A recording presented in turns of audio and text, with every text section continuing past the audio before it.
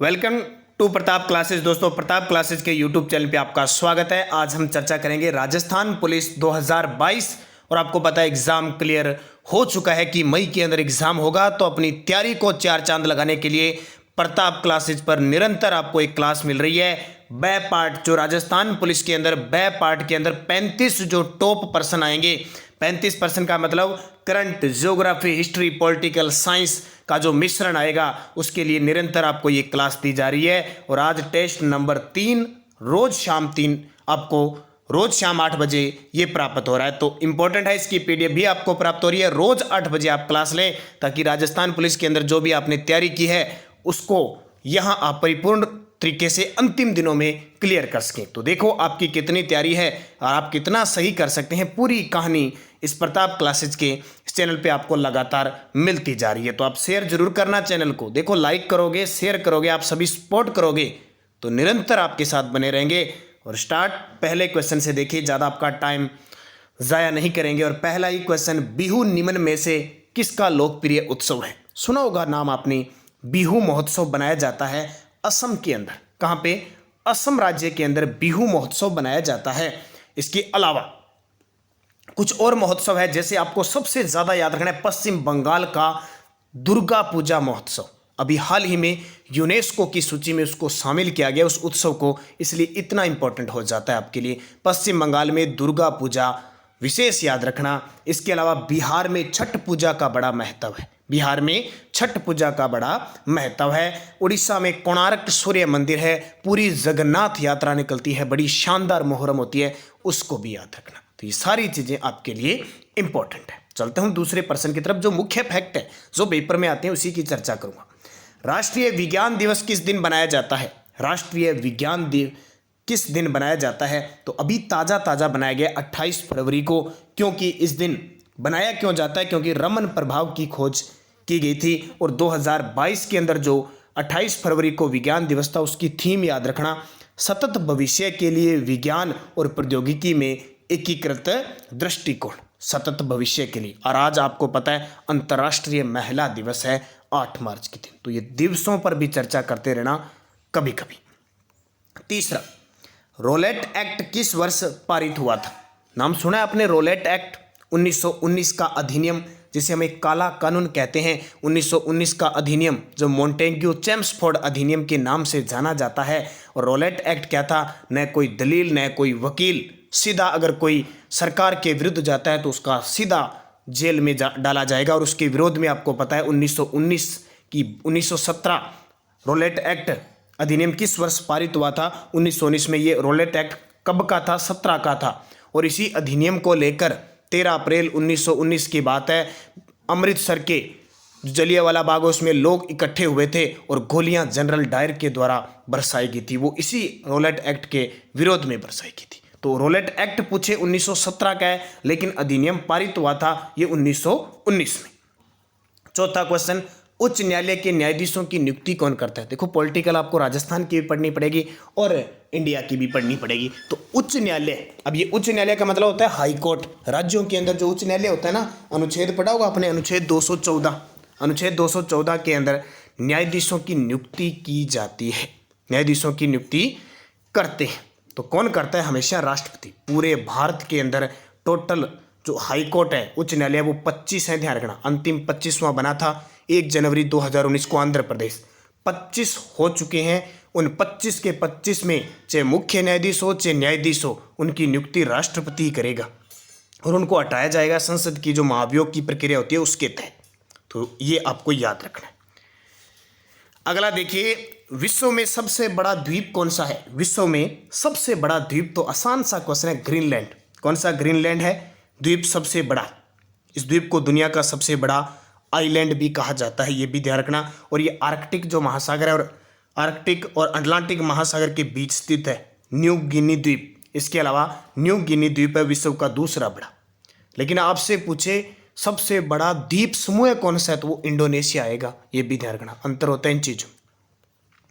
लोहे पर जंग लगती है क्या? पहले तो ये बताओ, लोहे पर जंग लगती है फेरिक ऑक्साइड से, जल योजित फेरस और फेरिक ऑक्साइड से, क्षारीय फेरस और फेरिक कार्बोनेट से, सभी से लगती है। उपयुक्त सभी के कारण। तो मैं साइंस के क्वेश्चन आपको सीधा ही है कि जो तथ्य मुझे पता है वो बता रहा हूँ, ये चीज़ें आपके लिए इंपॉर्टेंट है, पढ़ते रहना।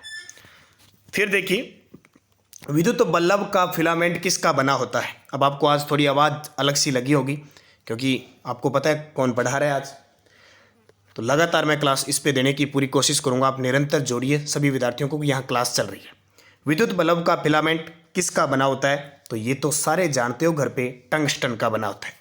सबसे हल्की धातु कौन सी होती है। देखो कई बार अपने क्या विज्ञान इतनी गहराई से पढ़ लेते हैं कि हमें कुछ ही समझ में नहीं आता, पल्ले नहीं पड़ता है और सिंपल सा पेपर में प्रश्न आ गया और गलत हो जाता है। तो लिथियम सबसे हल्की धातु कौन सी है, लिथियम। दूध की शुद्धता किस यंत्र द्वारा नापी जाती है। दूध की जो शुद्धता होती है वो किस यंत्र द्वारा नापी जाती है, तो दूध किससे मापते हैं, लैक्टोमीटर से। किससे, लैक्टोमीटर से मापते हैं। फेदोमीटर से क्या मापते हैं, समुद्र की गहराई। हाइड्रोमीटर से क्या मापते हैं, वायु की आर्द्रता। और मैनोमीटर से दाब का मापन किया जाता है। तो ये सारी बात आपको याद रखनी है। पानीपत की दूसरी लड़ाई किनके बीच हुई थी। नाम आता है पानीपत, तराइन, प्लासी, क्या बक्सर युद्ध, क्या युद्ध थे।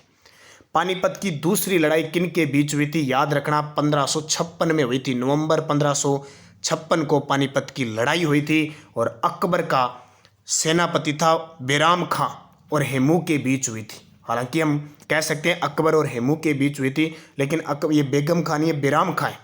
बैराम खां और हेमू के बीच हुई थी 1556 में। अब बात आती है पानीपत की कितनी लड़ाइयाँ हुई थी, 3। पहली हुई थी पानीपत का प्रथम युद्ध 1526 इब्राहिम लोधी और बाबर के बीच। दूसरा अकबर और हेमू, यानी कह सकते हैं उसका सेनापति था बैराम खां और हेमू, जिसमें ये जीत गया था अकबर। और तीसरी लड़ाई पानीपत का तृतीय युद्ध होता है 1761 में। 1761 के अंदर मराठों और अंग्रेजों के बीच, जिसमें अंग्रेज जीत जाते हैं। वो तीनों युद्ध याद रखने। अगला, भारतीय संगीत का आदि ग्रंथ किसे कहा जाता है। भारतीय संगीत का आदि ग्रंथ किसको कहते हैं, सामवेद। क्योंकि हम पढ़ते हैं ना कि संगीत का ज्ञान हमें कहां से मिला, सामवेद से। यंत्र तंत्र मंत्र हमें ऋग्वेद से मिले, अर्थवेद से हमें जादू टोनेर ये चीजें मिली। यजुर्वेद ऐसा था जो गद्य और पद में लिखा था और सबसे प्राचीन ऋग्वेद था। सिकंदर ने भारत पर कब आक्रमण किया, वही सिकंदर महान जिसको हम कहते हैं कि सिकंदर महान था कि अशोक महान था। सिकंदर जिसने कसम खाई थी कि मैं, वो कहाँ से आया था आपको पता है, मैसेडोनिया पश्चिम से आया था और उसने कहा पूर्व में जहाँ सूर्य उगता है वहाँ तक मेरा साम्राज्य होगा। लेकिन सिकंदर ने जब वो गया, पूरा साम्राज्य उसके हाथ में था लेकिन खाली हाथ गया। तो सिकंदर ने भारत पर आक्रमण कब किया, इसको याद रखना, 326 ईस्वी पूर्व में सिकंदर ने भारत पर आक्रमण किया था। फिर ध्यान रखना, राजस्थान पुलिस ने मुफ्त सवारी योजना के तहत कौन से पुलिस हेल्पलाइन नंबर जारी किए। बड़ा शानदार क्वेश्चन है आपका राजस्थान पुलिस, और आपको याद रखनी है 1091। राजस्थान पुलिस ने मुफ्त सवारी योजना के तहत पुलिस हेल्पलाइन नंबर जारी किया गया 1091। 1098 चाइल्ड बच्चों के लिए है और 100, और जो राजस्थान पुलिस है उसके अलावा कोविड-19 और संपूर्ण जानकारी के लिए कौन सी है, तो वो है 181। अगला देखिए, भारत और फ्रांस के बीच युद्धाभ्यास डेजर्ट नाइट 21 कहाँ आयोजित किया गया। पिछले 2021 में 2-3 बार ये क्वेश्चन पेपर में आ चुका है, तो इसका उत्तर हो जाएगा फलोदी जोधपुर के अंदर किया गया। और अभी वायुसेना का एक अभ्यास था जिसको रद्द कर दिया गया। चांदन रेंज पोखरण जैसलमेर में होना था, उसको रद्द कर दिया गया।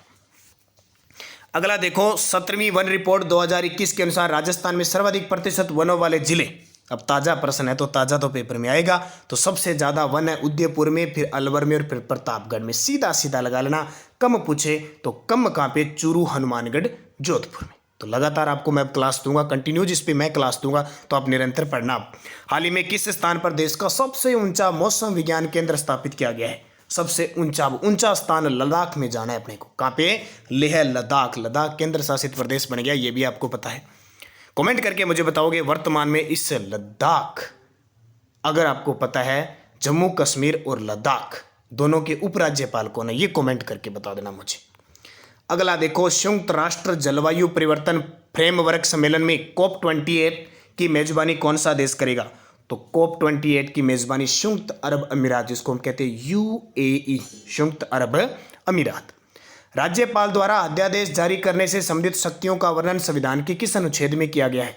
अध्यादेश का मतलब क्या होता है? एक अस्थायी कानून। जब विधानसभा का सत्र नहीं चल रहा होता है और किसी कानून लाने की जरूरत पड़ेगी तो राज्यपाल को पावर होती है संविधान के अनुच्छेद 213 के तहत कि वो अध्यादेश जारी करता है। लेकिन शर्त है, इस अध्यादेश को राज्यपाल कब भी वापस ले सकता है, कब भी समाप्त कर सकता है। लेकिन जब विधानसभा का सत्र शुरू हो जाए तो उसके शुरू होने से 6 सप्ताह यानी लगभग 42 दिन के अंदर अंदर इसको पास करवाना जरूरी है। अगर नहीं हुआ तो ये समाप्त हो जाता है, ये भी याद रखना। और 123 अनुच्छेद क्या कहता है? अनुच्छेद 123 ये कहता है कि राष्ट्रपति को अध्यादेश जारी करने का अधिकार है। प्रधानमंत्री की नियुक्ति राष्ट्रपति करता है, यह किस अनुच्छेद में वर्णित है? प्रधानमंत्री की नियुक्ति राष्ट्रपति तो करता है, यह किस अनुच्छेद में वर्णित है? तो याद रखना अनुच्छेद 75, अनुच्छेद 75। अब आपको दो चीजें हमेशा याद रखनी है, अनुच्छेद 74 और अनुच्छेद 75। ये कंफ्यूजिंग होती है और बड़े बड़े एग्जामों में आती है। अनुच्छेद 74 ये कहता है कि राष्ट्रपति को विधिक सहायता और सलाह लेने के लिए एक मंत्री परिषद होगी जिसका प्रधान प्रधानमंत्री होगा। बस इतनी बात है 74 में। लेकिन उस प्रधानमंत्री और उसकी मंत्री परिषद मंत्रियों को नियुक्त करेगा राष्ट्रपति अनुच्छेद 75 में। ऐसे ही अनुच्छेद 163 है कि राज्यपाल को विधिक सहायता के लिए और सहयोग के लिए एक मंत्री परिषद होगी जिसका मुख्यमंत्री होगा। और अनुच्छेद 164 ये कहता है कि उस मुख्यमंत्री की नियुक्ति राज्यपाल करेगा। तो 63, 164 यानी 163, 164 और 74 और 75 ये पेपर में आते ही आते हैं 100%। क्यों कंफ्यूज है? कोज्जू वैली वेटलैंड हाल ही में किस राज्य का 16वां पक्षीय अभयारण्य घोषित किया गया है? कोज्जू वैली वेटलैंड हाल ही में किस राज्य का 16वां पक्षी अभयारण्य घोषित किया गया है? तो ये तमिलनाडु का है। किसका? तमिलनाडु का। ये करंट के प्रश्न है, इनको साथ में मिक्स किया सब। फिर देखिए 2022 की पहली ब्रिक्स शेरपा बैठक आभासी रूप से 18-19 जनवरी 2022 के बीच निम्न में से किस देश की अध्यक्षता में आयोजित की गई? तो ये किस देश की अध्यक्षता में? चीन की अध्यक्षता में। सीधे सीधे करंट के प्रश्न है। राजस्थान अनुसूचित जनजाति आयोग के अध्यक्ष कौन बने? बहुत सारे बोर्डों के अध्यक्ष बनाए हैं सरकार ने, राजनीतिक नियुक्तियां की है। तो मेरा वीडियो लगभग नानक क्लासेज पर आपको डाला गया है। राजस्थान में कौन क्या, फरवरी 2022 तक की अपडेट है, सब देख लेना। कोई विद्यार्थी अब राजस्थान पुलिस की तैयारी करे, अगर कोई विद्यार्थी हमारी राजस्थान करंट अफेयर्स की पीडीएफ चाहिए 2021 की पूरी, फरवरी 2022 तक आपको पढ़ने, क्योंकि मई में एग्जाम है, हो सकता है यहाँ तक मेट्राई बजट वगैरह सब इंक्लूड। अगर कोई विद्यार्थी लेना चाहता है तो 8094496272 इस नंबर पे फ़ोनपे गूगल पे की व्यवस्था है, पेटीएम की। 50 रुपये आपको पे करना है। पूरा 2021 का और फरवरी 2022 तक पूरा राजस्थान करंट अफेयर्स की पीडीएफ मिल जाएगी, प्रिंट निकाल सकते हो। और इसी नंबर पे व्हाट्सअप चल रहा है, इसी नंबर पे स्क्रीनशॉट डाल के और पीडीएफ प्राप्त कर सकते हो। तो राजस्थान पुलिस के लिए तो राजस्थान करंट का प्रश्न आ गया तो बाहर नहीं जाएगा। तो बात कर रहे हैं अनुसूचित जनजाति। अनुसूचित जनजाति मतलब एसटी। तो इसके कौन बने हैं? लक्ष्मण मीणा बने हैं। कौन है? लक्ष्मण मीणा। भारत में हरित क्रांति के जनक कौन है? बिल्कुल बहुत ही आसान सा क्वेश्चन है, MS स्वामीनाथन। 1967-68 की बात है, भारत में हरित क्रांति की शुरुआत हुई और सबसे ज़्यादा फायदा गेहूं और चावल को हुआ। और हाल ही में MS स्वामीनाथन को जयनारायण व्यास विश्वविद्यालय जौनपुर की तरफ से मानद उपाधि भी दी गई है, लता मंगेशकर के साथ, ये याद रखना। निम्न में से किस अधिनियम द्वारा भारत के गवर्नर जनरल को अध्यादेश जारी करने की शक्ति प्रदान की गई? तो भारत के गवर्नर को अध्यादेश जारी करने की शक्ति प्रदान की गई, भारतीय परिषद अधिनियम 1861।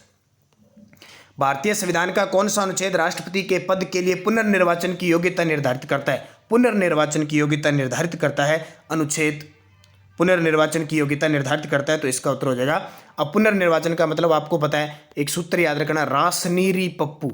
रासनीरी पप्पू यानी 52 में राष्ट्रपति होगा, 53 में शक्ति होगी, 54 में निर्वाचन होगा। तो 52 गया, 54 गया।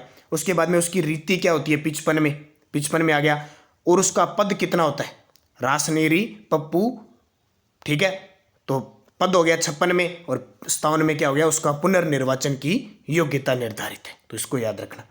रामकृष्ण मिशन की स्थापना किसने की थी? तो ये तो सिंपल सा प्रश्न है। रामकृष्ण मिशन की स्थापना स्वामी विवेकानंद ने की थी, क्योंकि इनके गुरु थे। तो रामकृष्ण मिशन इन्होंने स्थापना की थी, मठ भी स्थापित किए थे। और विवेकानंद का नाम आता ही 12 जनवरी राष्ट्रीय युवा दिवस के रूप में बनाते हैं। और एक शानदार बात है, उठो जागो तथा तब तक रुको नहीं जब तक कि लक्ष्य की प्राप्ति न हो। और राजा राम मोहन राय ने ब्रह्म समाज की स्थापना की थी। दयानंद सरस्वती ने आर्य समाज की स्थापना की थी।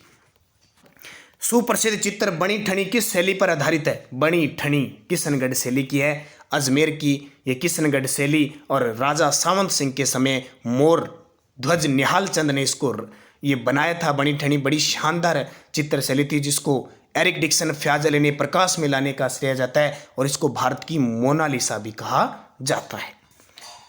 तिरुपति मंदिर किस राज्य में स्थित है? तिरुपति बालाजी का मंदिर है, बड़ा ही शानदार मंदिर है और ये आंध्र प्रदेश में स्थित है। उसके बाद देखिए चिल्का झील किस राज्य में? अब ये प्रश्न आते हैं, झीलों से प्रश्न सीधा ही आता है। चिल्का झील उड़ीसा में है, राजस्थान की सबसे बड़ी खारे पानी की झील है, तटीय झील है, एक लेंगून झील है। जबकि भारत की सबसे बड़ी खारे पानी की झील है, क्योंकि कई बार मैं राजस्थान पढ़ाता हूँ तो कई बार मुंह से निकल जाता है, ध्यान रखना। तो भारत की सबसे बड़ी खारे पानी की झील है चिल्का झील, उड़ीसा में है, एक लेंगून झील है, तटीय झील है। और आज भारत की सबसे बड़ी खारे पानी की झील आंतरिक पूछे तो वो सांबर झील है, अपने वाली राजस्थान वाली, ये भी ध्यान रखना। संविधान की 8वीं अनुसूची में शामिल की गई 4 नई भाषाएं। देखो 8वीं अनुसूची में पहले 14 ही थी, फिर 8 और शामिल की गई, आपको पता है 6 और 2 8, अब टोटल 22 है। तो पहले 14, फिर 4, फिर 2 और इस प्रकार करके टोटल अब 22 हो चुकी है। तो अंतिम में कौन कौन सी शामिल की थी? तो संथाली, मैथिली, बोडो और डोगरी। संथाली, मैथिली, बोडो, डोगरी। इसके बाद देखिए 2025 में एशियाई युवा पैरा खेलों के संस्करण की मेजबानी किसके द्वारा की गई? एशियाई युवा पैरा खेलों के संस्करण की मेजबानी किसके द्वारा की गई? तो ये की थी ताशकंद के अंदर, उज्बेकिस्तान। जब ताशकंद का नाम आता है तो आपके दिमाग में रहेगा ताशकंद समझौता, और उस समय हमारे देश के प्रधानमंत्री लाल बहादुर शास्त्री का निधन होना, वो ताशकंद है, उज्बेकिस्तान। 1857 के विद्रोह के समय भारत का गवर्नर जनरल कौन था? तो ये तो सिंपल सही है, भारत का गवर्नर जनरल था लॉर्ड कैनिंग। इसी के समय हुआ था कैनिंग, और बाद में यही पहला वायसराय बना था। देश बंधु की उपाधि से संबंधित है। देश बंधु की उपाधि किससे संबंधित है? तो देश बंधु की उपाधि से नवाजा गया चित्ररंजन CR दास को देश बंधु कहा जाता है। विपिन चंद्र पाल, ठीक है, विपिन चंद्र पाल, पाल थे, रविंद्रनाथ टैगोर, भीमराव अंबेडकर, जानते हो। तो देश बंधु CR दास को। लेपुलेख दर्रा कहाँ स्थित है? लिपुलेख दर्रा कहाँ स्थित है? तो लिपुलेख है उत्तराखंड के अंदर स्थित है। और आज का अंतिम क्वेश्चन, कोशिका का पावर हाउस किसे कहते हैं? बड़ा ही शानदार क्वेश्चन है, माइटोकॉन्ड्रिया को कोशिका का पावर हाउस कहते हैं। तो दोस्तों प्यारे विद्यार्थियों, 35 क्वेश्चनों की ये शानदार शाम 8 बजे आपको क्लास मिलती है।